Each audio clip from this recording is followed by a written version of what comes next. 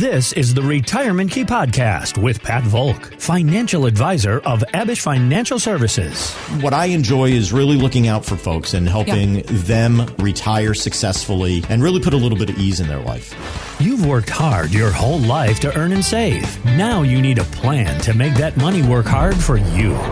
It's a totally different day and age now. You have to embrace the change, but I've always said it's about the plan. It's not about the products.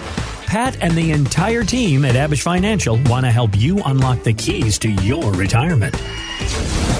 And I'm Heather Branch here with Pat to talk about what you can be working on now as you prepare for the second phase of your financial life, focusing on your retirement years. You have worked for decades to earn and save. You now have this nest egg, and you want to know that it's going to last through the years ahead. This is what Pat and the entire team at Abish Financial Services help folks in their office figure out, and they can help you figure out as well. Of course, you can find us online anytime, retirementkeyradio.com, and begin the conversation about your retirement savings plan there. Pat, how are you today? I'm doing fantastic. It's an interesting time of year always as we reflect on what was the years past when we are making our tax filings, because that's always, I feel like I'm always aiming for zero, and I always end up either getting more back than I want, and that's actually not the worst case scenario. This year I'm writing a big old check to the government. That's always a hard hitter. But it happens a lot. Do you find that there are more people calling the offices at Abish Financial Services in the months of April and thereafter into May, asking these questions? What did I do wrong? How do I do better next year? Very much so. Yeah. A lot of times it's just gathering statements. They don't know if they received their 1099s, things of that nature. Yeah. But it is also, sometimes I just had a client recently that ended up having about a $7,000 excess liability. So there's nothing more painful than having, spring awaken and then having to pay out additional funds. Right. That is an area that I've always been wanting to talk to people and bringing up tax projections to make certain that their withholding is done appropriately. Okay. Your taxes are a bill. Yeah. I do not underpay, my cell phone bill. Right. I don't overpay my cell phone bill. So there are ways of trying to do an estimate and run out what do we think your taxes are going to be in the year forward, and let's adjust the withholding to make certain that we put enough in the government coffers. And I generally don't want to see a client get a refund of more than $1,000, and I don't necessarily want to see them owing more than $1,000. Okay. It is not the best savings plan. So basically, give or take about $1,000 on either side is where we need to that should be our goal. Correct. And unless there's been a drastic change, last year is probably the place where we're going to start. What did your income tax look like last year? Let's just add on or subtract any of the adjustments, and we can determine, it's a math calculation. What do we think the liability is going to be? And then we can then go back and adjust the withholding appropriately. The idea of taxes, the reason why I bring it up is because why we pay taxes. It's all about the income that we have. And when we're in our retirement years, creating the different sources of income, the different streams of income, that's obviously, that's the key to a good retirement plan, is knowing where the money is coming from every week, every month, every year in the years ahead. What many people don't realize is that when it comes to our Social Security, we could pay taxes on that in our retirement. Is that not often a surprise for folks? Not really. Most folks do understand. I think where people are always surprised is that Social Security isn't 100% taxable. Okay. Most of our clients are making more than, $30,000 a year. Yeah. So they are almost surprised that they don't have to pay 100% on their Social Security. It's only 85%. Good. Okay.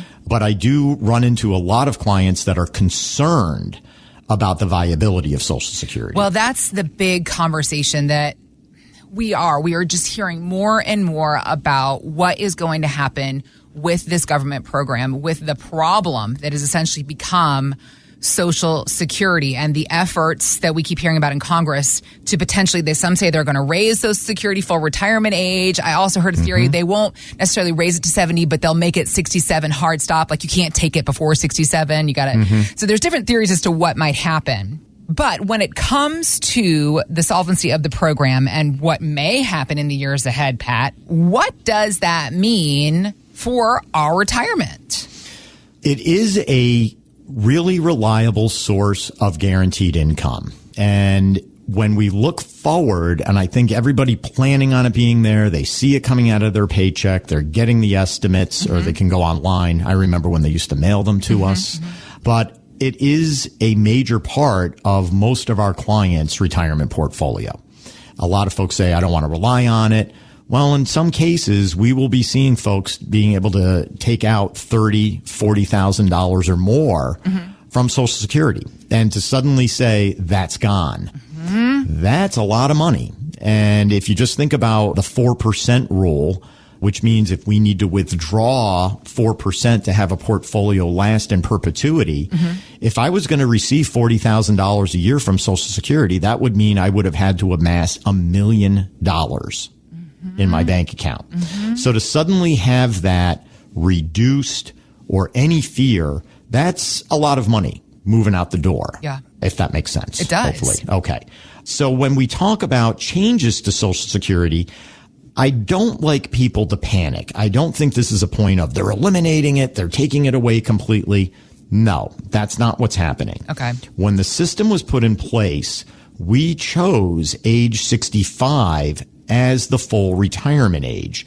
The only reason we had done that here in the United States is that the original Social Security system was built in Germany under the Kaiser, and the life expectancy was age 65. So we thought it worked well for them. We're going to adopt it over here. Okay. Well, that was back in the 1930s. Okay. And we are living much longer now. And I don't believe Social Security was ever meant to be the full retirement savings and income plan for anyone. It was really meant to help older individuals, widows, and children. But it has morphed into something completely different over the years. Okay. So if Social Security is running into problems, I shouldn't say if it's running into problems, it is running into problems. But understanding the two buckets of how it's actually funded. Social Security is funded by everyone who's working. We are all contributing into the system. And you may notice off of your paycheck, 7.65%. That's a combination of the Social Security, of your retirement, and of your Medicare. Okay?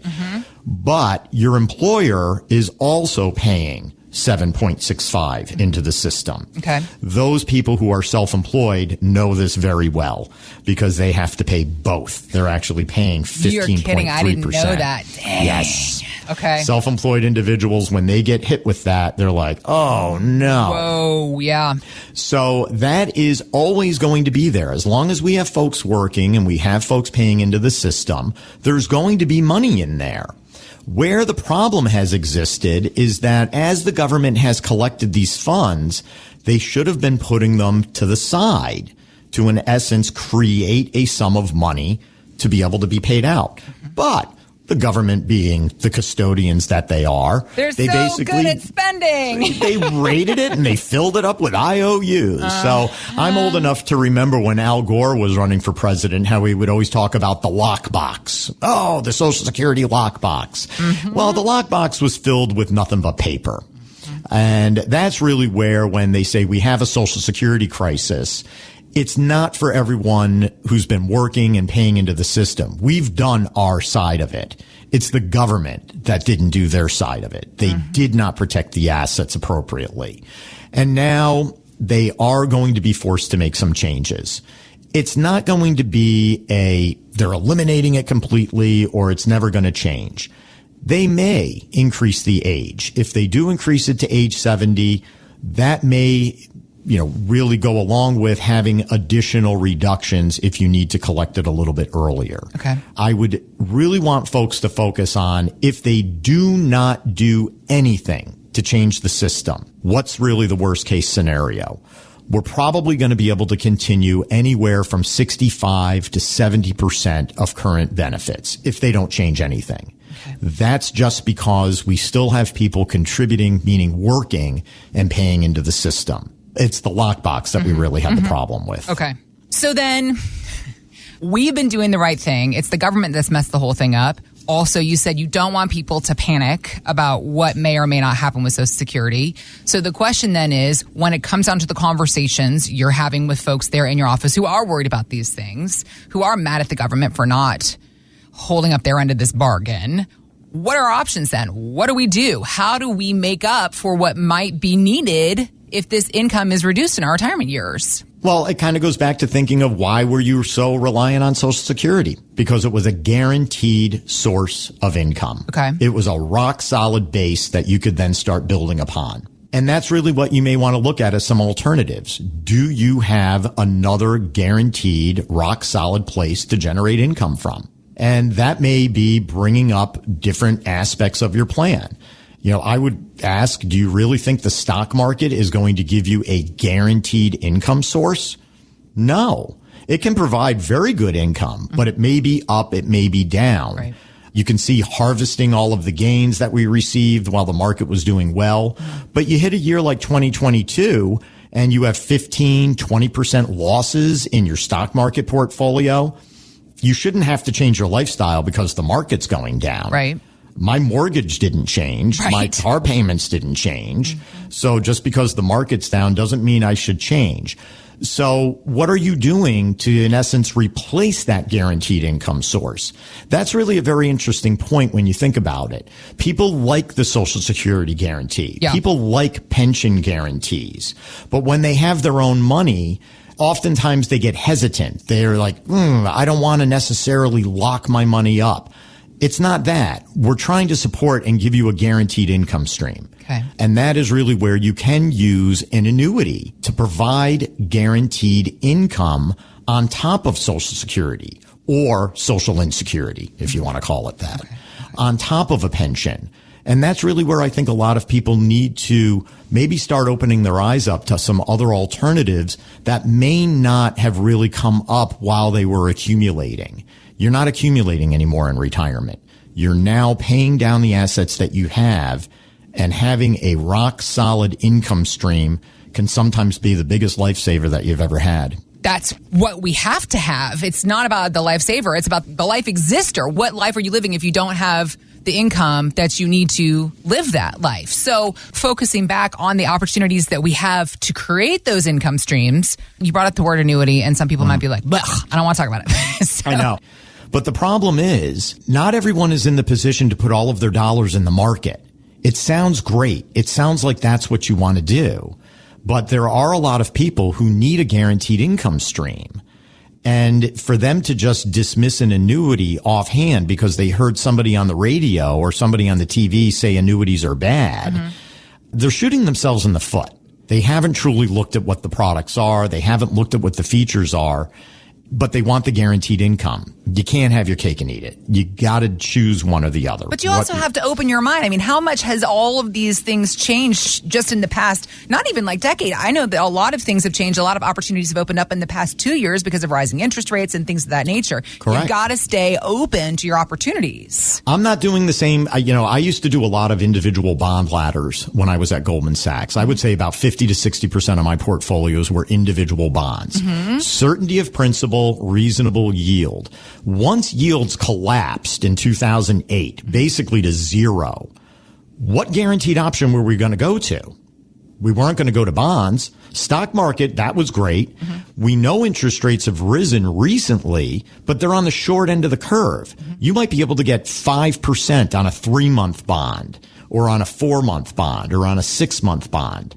And you can even get maybe 4.6 in a money market, but that's temporary. You are in an environment of interest rate risk that they are eventually going to cut rates. We're in an environment right now where Powell is fighting inflation, but he also has the bank problem breathing down his neck. So the rising interest rates have really hit the banks very hard. So now we have a question. If Powell's confronted with fighting inflation or saving the banks, what do you think he's going to do? He's got to save the banks. I think he's going to save the banks. Yeah, he has to. He has to. Yeah. So I do anticipate an interest rate cut, not imminently, but maybe towards the end of the summer or the beginning of fall. Okay. I think that's a very reasonable expectation. So all those folks who rushed into the money markets or rushed into the short-term bonds, they have reinvestment risk. Okay. Because now they have principal. It's not earning as much. Now where are we going to go? Maybe we could go to the market if the market is doing well, but as I mentioned, we may be heading into a recession here. It may not be the opportunity. Whereas when you look at an insurance company and being able to provide security and safety, it's almost like going to your bank in a sense, except they don't have the same risks as a bank. They're built completely differently. So they are able to give you a flat floor, modest upside better than what we have been historically able to receive from the bond market for the past 15 years. And for somebody to just dismiss it because they heard the term annuity in a bad light, I find that to be relatively foolish. I do think they need to explore that. When it comes to your retirement income plan, you must stay open-minded. There are a bevy of opportunities right in front of you that you might not even realize just because you have some preconceived notions in your head. The idea of sitting down with a retirement planner, a financial advisor, having the conversation about what might work for you within your plan. This is what it all comes down to. The conversations that Pat Volk and the entire team at Abish Financial Services have with their clients every single day. RetirementKeyRadio.com. That's our website. You can go there to learn more. And in particular, if you have questions about your own retirement savings plan, begin that conversation there as well. Again, the website, RetirementKeyRadio.com. Thanks for listening to the Retirement Key Podcast. Be sure to listen to the Retirement Key Radio Show, Saturdays and Sundays on WMAL. Investment advisory services offered through Abish Financial Wealth Management, LLC, number 310633, a registered investment advisor firm. Financial professionals are not licensed in all 50 states. To find out if Abish Financial Services is licensed in your state, please call 571-577-9968. Abish Financial Services is not affiliated with nor endorsed by the Social Security Administration or any other government agency and does not provide legal or tax advice. Annuity guarantees rely solely on the financial strength and claims paying ability of the issuing insurance company. By contacting us, you may be provided with information about insurance and annuity products offered through Abish Financial Services, Inc., Virginia Insurance License number 127820.